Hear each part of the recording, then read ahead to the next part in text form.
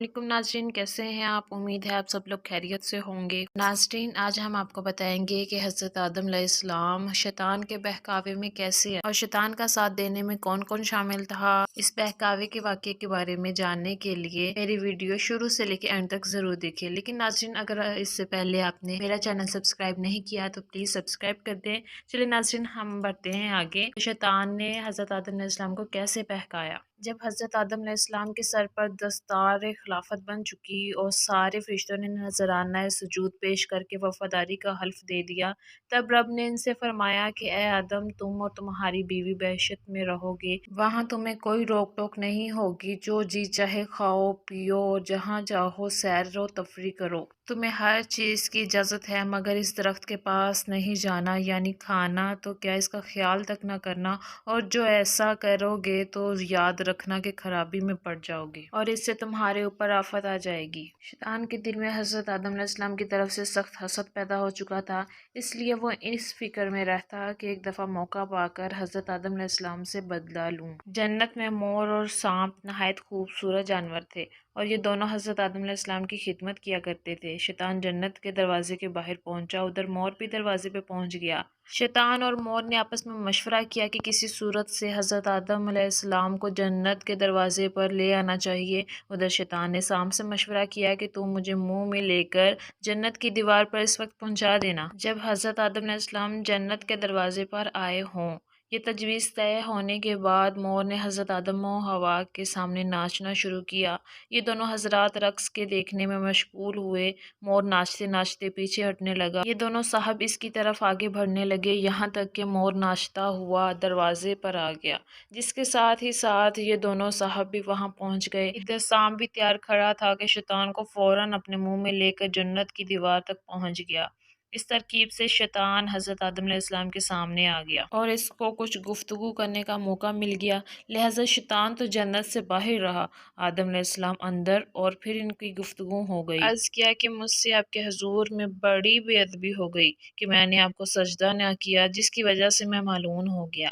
अब मैं चाहता हूँ कि इस गुनाह का कफारा अदा कर लूँ और आपको ऐसे मर्तबे पे पहुंचा दूँ जिससे आप मुझसे राजी हो जाओगे और आपको मुझ पे जो गुस्सा है वो जाता रहेगा। ये कहकर बोला कि आप अपने इस तज़ीम व तकरीम पर फरीफ्ता ना हो जाएं, क्योंकि आपको आखिरकार मौत आने वाली है, जिससे कि तमाम ऐशो आराम ख़त्म हो जाएंगे। हज़रत आदम अलैहिस्सलाम ने पूछा कि मौत क्या चीज़ है। शैतान मुर्दा जानवर की तरह इसके सामने गिर पड़ा और जान कनी के वक्त जो हालत होती है, हाथ पांव पटकना, रूह का निकलना, तड़पना वगैरह, इनको दिखलाया। और ये दोनों हजरात इस हालत को देखकर डर गए और इससे पूछने लगे, क्या इस मौत से बचने की कोई तदबीर है। इसने कहा कि हाँ, तुमको ऐसे दरख्त का पता बताता हूँ जो उसे खा लेगा हरगिज ना मरेगा और इसकी बादशाहत भी फना ना होगी। उन्होंने पूछा, वो कौन सा दरख्त है। इसने वही दरख्त बताया जिससे इन साहबों को मना फरमाया गया था। फरमाया कि ये दरख्त तो सल्तनत जाने का सबब है, हमको अल्लाह ताला ने इससे मना फरमाया। अगर हम ये दरख्त खा लें तो इसके अताब में आ जाएंगे, अगर ये फ़ायदेमंद होता तो हमको इसके पास क्यों मना किया जाता। शैतान ने कहा कि अल्लाह ताला ने तुमको इस दरख्त से इसलिए मना नहीं किया कि इससे तुम्हें कोई नुकसान पहुंचेगा, बल्कि इसलिए कि तुम्हें खिलाफत के लिए पैदा किया गया है और खिलाफत वही कर सकता है जो अल्लाह ताला के जिक्र के अलावा दूसरी फिक्रों में भी मशगूल रहे और अल्लाह ताला से कुछ दूर भी रहे, फरिश्तों की तरह सिर्फ आबद और रब से बिल्कुल करीब ना हो। इस दरख्त में ये तासीर है कि जो कोई खा लेता है वो फरिश्ता बन जाता है, फिर इससे खिलाफत का बोझ नहीं उठ सकता। देखो, ये बादशाह भी इस शख्स को कहीं का हाकिम बना के बेचता है जो बादशाह की दूरी गवारा कर सके। न जिस दरख्त का खाने वाला कभी वहशत से नहीं निकल सकता, और यहाँ मौत नहीं, चूंकि तुम्हें खलीफा करना मंजूर है। खलीफा वही हो सकता है जिसको मौत भी आ सके ताकि खिलाफत इसकी नस्ल में जारी हो। न तुम्हारे रब ने इसके खाने से मना नहीं किया बल्कि दरख्त के पास जाने से मना किया है। आप पास ना जाएं, ला मैं देता हूँ, आप खा लेना। और अगर रब ने खाने से मना किया होता तो ये ममानत आपकी शुरू पैदाइश के वक्त थी। इस वक्त इसको हजम करने की आप में ताकत नहीं थी।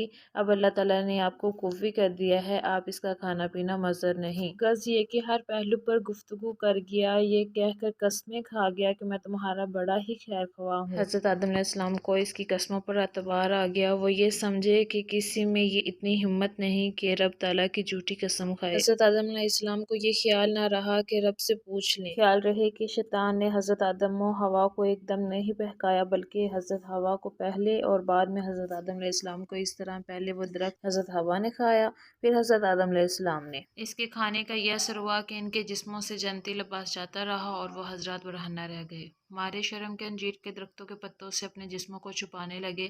اسی حالت میں رب کی طرف سے ندا آئی کہ آدم و حوا، کیا ہم نے تم کو اس درخت سے منع نہیں کیا تھا؟ اور کیا تم سے نہ کہا تھا کہ شیطان تمہارا کھلا دشمن ہے؟ اس کے فریب میں نہ آنا۔ یہ حضرات عذر کے سوا اور کیا عرض کر سکتے تھے؟ پھر فرشتوں کو حکم ہوا کہ ان سب کو زمین پر اتار دو۔ چنانچہ حضرت آدم علیہ السلام کو ہندوستان میں شہر سراندیپ کے اس پہاڑ پر اتارا گیا جس کو نود کہتے ہیں، اور حضرت حوا کو ساحل عرب اور جدے میں، اور مور کو مرج الہند میں، اور شیطان کو جنگل میں سنان میں، جو کہ بصرے سے کچھ فاصلے پر ہے، یا جہاں آج یاجوج ماجوج کی دیوار قائم ہے، شام کو سبزستان میں، اس لیے وہاں آج بھی سام بہت زیادہ ہوتے ہیں۔ حضرت آدم علیہ السلام کو کھیتی باڑی کرنے اور معاش حاصل کرنے کی تکلیف دی گئی۔ حضرت حوا کو حمل اور کم عقل اور نقصان میں راس ملی۔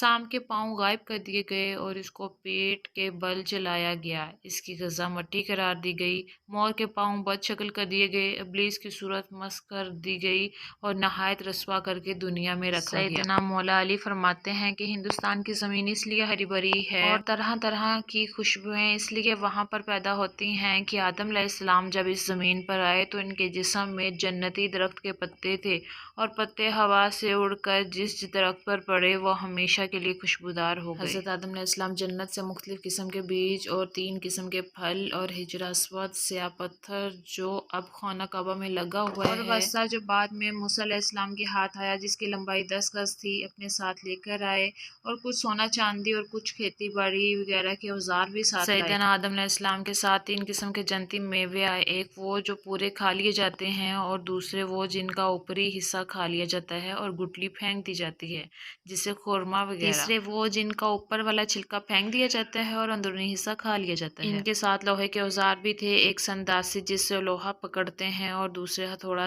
حجر اسود جب جنت سے آئے تو اس کی روشنی کئی میلوں تک جاتی گئی، جہاں اس کی شعاعیں پہنچتی تھی اسی حد تک حرم کی حدیں قائم ہوئیں۔ حضرت آدم علیہ السلام کو دنیا میں آ کر بہت وحشت اور گھبراہٹ ہوئی۔ حضرت جبرائیل علیہ السلام بحکم الہی زمین پر آئے اور بلند آواز سے اذان کہی۔ جب حضرت آدم علیہ السلام نے اذان میں حضور صلی اللہ علیہ وآلہ وسلم کا نام سنا تب ان کی وحشت دور ہوئی۔ ویڈیو پسند آئی ہو تو اسے لائک اور شیئر ضرور کیجیے گا۔ اللہ حافظ۔